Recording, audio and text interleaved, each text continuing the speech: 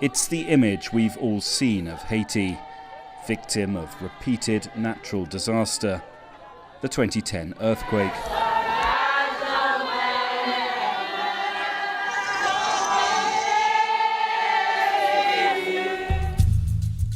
And then the appalling destruction last year of Hurricane Matthew. Sometimes it does seem to be a place that's beyond hope.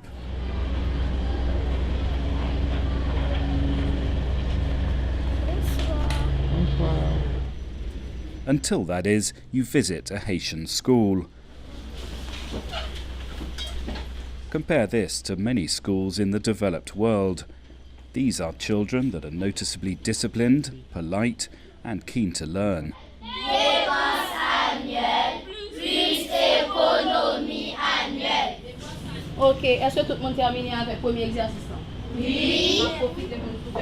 But the challenge for Haiti is trying to provide an education for all its children. Since the 1970s, the population here has trebled, while its economy has at best flatlined. As a result, around 60% of Haitian children who go to school are in private education, their parents scraping together what they have to give their children a chance. And almost half the nation's children don't attend school at all. To understand more about how education works here, we went to 3 schools. One private, one funded by charitable donations, and this one, the École Nationale in Port-au-Prince.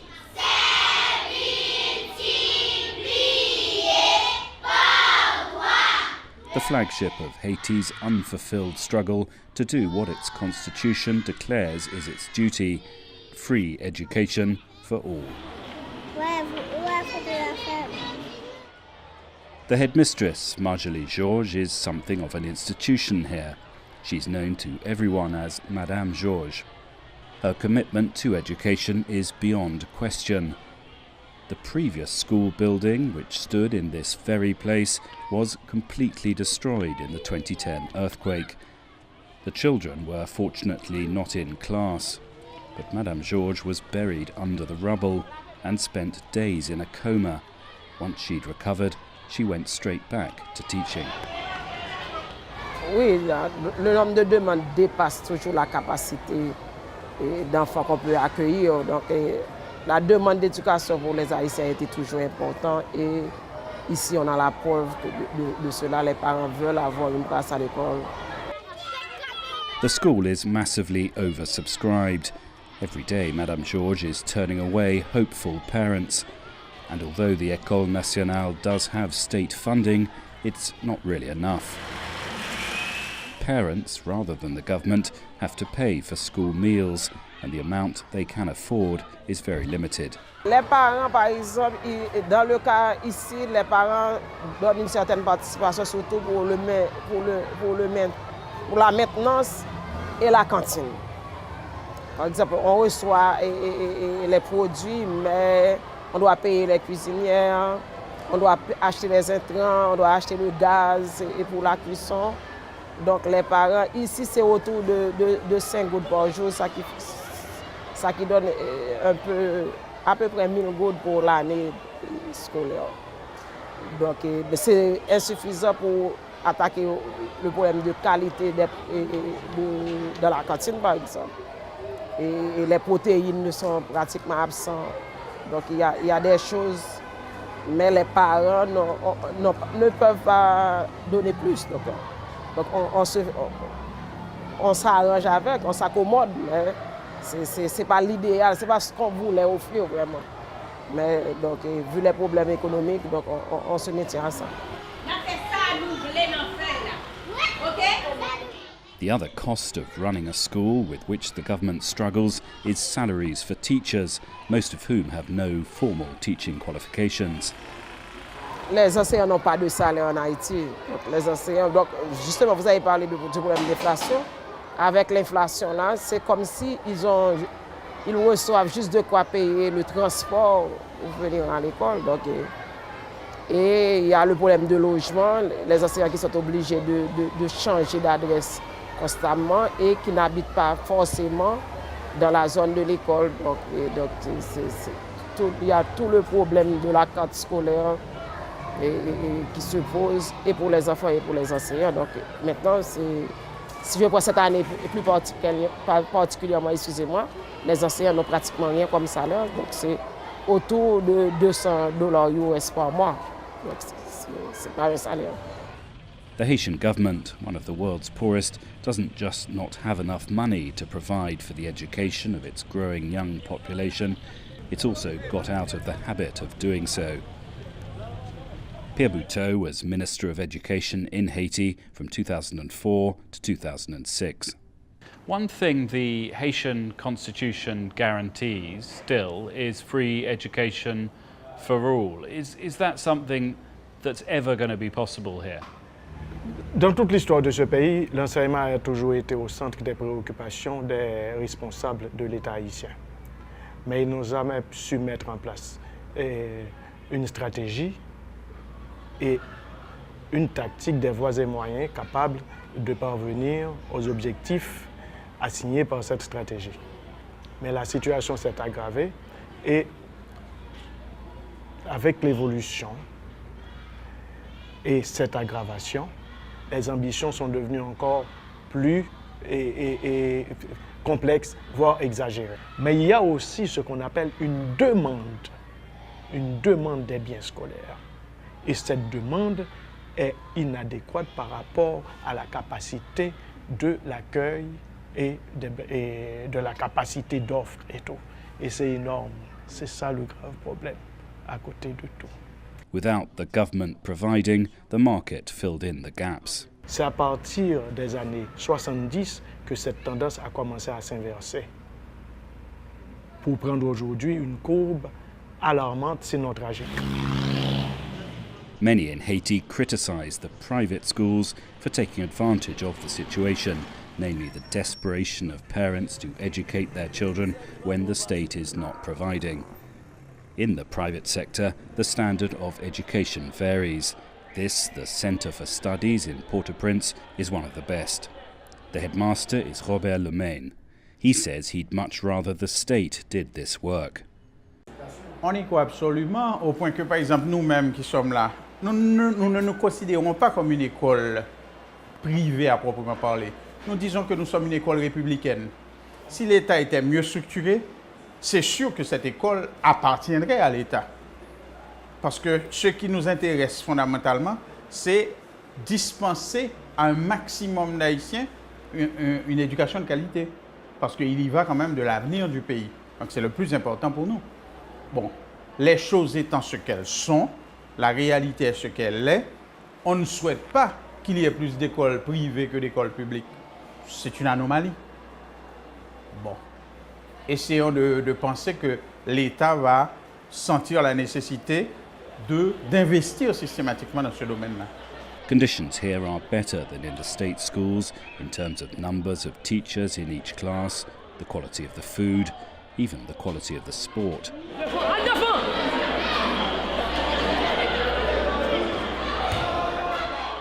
Around 15% of the children get scholarships. Robert Lemaine is adamant that he's not running a business. Donc, au départ, ce n'est pas quelque chose à but lucratif. C'est du social que l'on fait. Imaginez que, par exemple, tous ceux qui se trouvent, par exemple, là, à la direction de l'école, ils sont obligés de travailler ailleurs pour subvenir à leurs besoins. Donc, ça veut dire qu'il n'y a pas de profit. Le seul profit, c'est de faire en sorte qu'un maximum de petits Haïtiens puissent bénéficier de ce que nous avions reçu.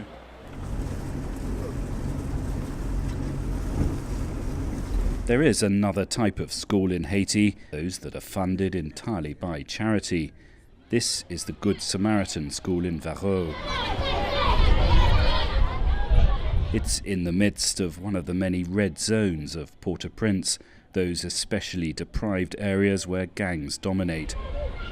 It's funded by local businesses.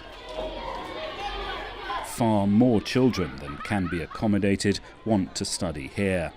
The headmaster, Marcel Exil, told us a story which illustrates the length parents will go to try to get a place for their children. Around 20 students at the school shouldn't really be here. There was no space for them. But their parents got round the problem by finding an identical school uniform and sneaking the children in. It was weeks before the headmaster discovered the extra students. 650 good. Ok, ça veut dire parents yo tant pile parents dans mes vinn là et l'école n'a pas l'ouvrir gagne ti moun dans la communauté qui ni sans pas inscrit aucun côté madame Godin nous c'est combien moi gagne enregistré 24 cas comme ça qui pas inscrit par aucun côté qui ni fait uniforme yo parce que gagne amis yo gagne famille gagne ti moun dans l'école là gagne liste et puis yo vinn dans l'école là. School uniforms are a source of some controversy in Haiti. All schools insist on them, but they are an additional expense for those hard-up parents. Marcel says he feels uniforms are important. Oui, uniforme c'est un bagage qui c'est même genre avec dans toute institution, la police, tout bagage yo besoin uniforme. Avec uniforme nan, si moun nan senti li plus ou moins fier c'est l'école là venir. Et les ça c'est le bon problème dans la rue, yo connaissent dans telle institution. C'est la fond de avec uniforme nan pas faire n'importe deux autres. At the École nationale, Madame George agrees. Bon, je suis quand même de l'ancienne école, je crois qu'il faut avoir une certaine discipline dans l'uniforme, le port de l'uniforme, la propreté, tout ça. Donc je suis assez strict sur ça. She says the uniforms also have a practical use. Most children walk to school in Haiti, often very long distances, and sometimes they get lost. Their uniforms enable everyone to know where they should be heading. But Pierre Bouteau believes the emphasis on uniforms is misplaced. He sees it as part of a problem with the whole culture of education in Haiti, namely that sending a child to school can be as much a status symbol for parents as it is about learning. Un cas que je connais assez bien, c'est chez moi. Et le bonhomme qui travaille chez nous a acheté un beau sac chez les pacotilleurs pour son garçon, pour son enfant. Et après, il nous dit, j'ai pas encore la liste et je viens d'avoir la liste et on m'a donné toute une liste de livres et je ne pourrais pas. J'ai dit, mais très cher ami, on achète les livres d'abord et après le sac. Mais ce qui les intéresse, c'est d'abord l'apparence, le sac. Et parfois, hélas, on voit que des enfants, parce qu'ils imitent quelque peu les gosses des riches. Et c'est un plus pour une mère, pour un père, dans un bidonville, de montrer qu'il conduit son enfant à l'école. Et parfois, il y a une boîte à lunch, et dans cette boîte à lunch, hélas, il n'y a rien du tout. Another challenge Haiti faces in improving the levels of education here is to do with language. Haiti has two official languages, French and Creole. Often the school books are in French, but most children and many teachers don't speak French. And just 65% of Haitians are literate in any language. Les enfants de couche modeste qui fréquentent l'école n'ont pas le même encadrement avec les enfants des couches privilégiées ou extrêmement privilégiées. Mais deuxièmement, autrefois, les enfants des couches défavorisées jouissaient tant soit peu d'une sorte d'encadrement. Parce qu'il y avait ce qu'on appelle des cadres presque naturels d'environnement et pouvant permettre à l'enfant de se familiariser avec la langue française qui était la langue très couramment utilisée dans la transmission des notions scolaires. Il y avait des quartiers solides, des quartiers résidentiels. Il y avait moins de clivages sociaux aussi.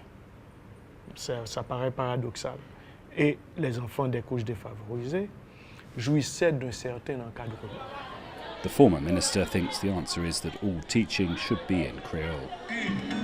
But others think differently. Is this song in English? A dance? Or personally? Okay. So we're having another artist. There is is a vogue right now in some private Haitian schools to have as many lessons as possible in English. When we visited this school just outside the capital, it was having a sort of prom dance, but during the day. The course is called Go for English. The compere and teacher is Gary McGavist.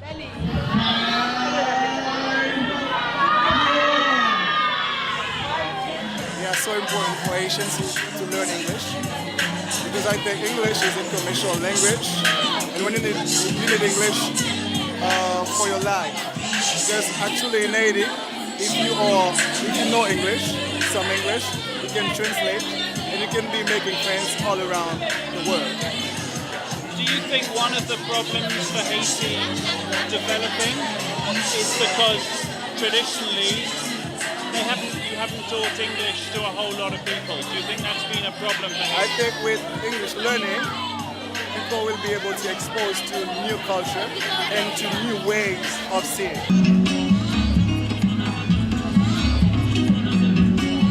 Madame George, who admits she's a traditionalist, believes there's a more urgent priority. She feels that this country, the poorest in the Western Hemisphere, where only 15% of children go to high school and less than 3% of them go on to higher education, should only have one type of school, one run by the government. Je crois que ça dérange. Dans mon enfance, dans le village d'où je viens, donc, il y avait une école pour tous. Et même si tout le monde n'avait pas accès, mais au moins, si on voulait envoyer ses enfants à l'école, on devait aller pour les filles à l'école des sœurs de Torbec. Donc c'était ça, c'était la règle. Donc une école pour tout le monde. Donc, maintenant, je crois que l'école a servi à diviser la nation et je crois que c'est l'école publique qui doit repenser tout ça.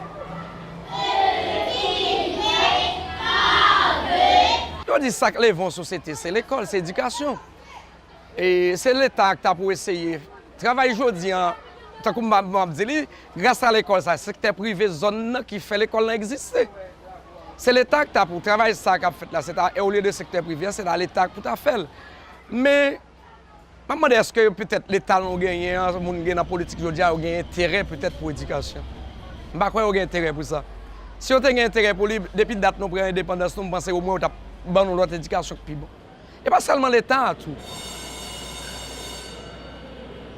Et c'est peut-être notre grande inquiétude, nous, ici au centre d'études et quelques écoles qui sont des écoles partenaires. On réfléchit à la question, on est très inquiet sur l'avenir de ce pays parce que, premièrement, il y a un problème de relève au niveau des enseignants eux-mêmes.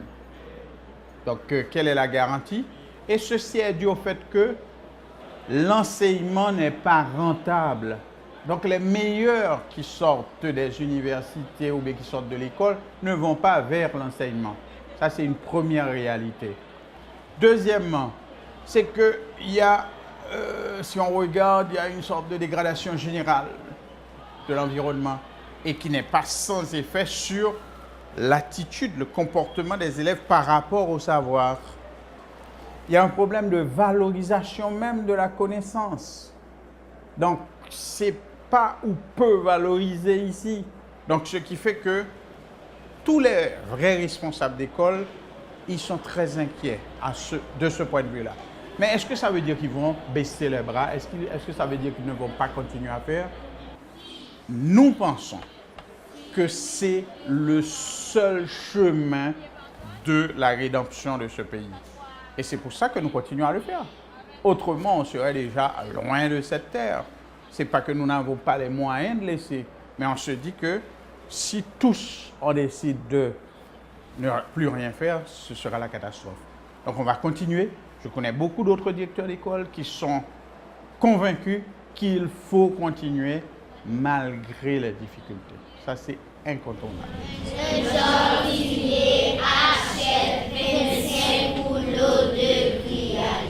Education in Haiti remains a far from perfect mix of insufficient schools, underpaid teachers, and unequal opportunity. But spend any time in a Haitian school of any type, and you cannot help but notice that there is an enthusiasm for learning here, and that at least is a good start.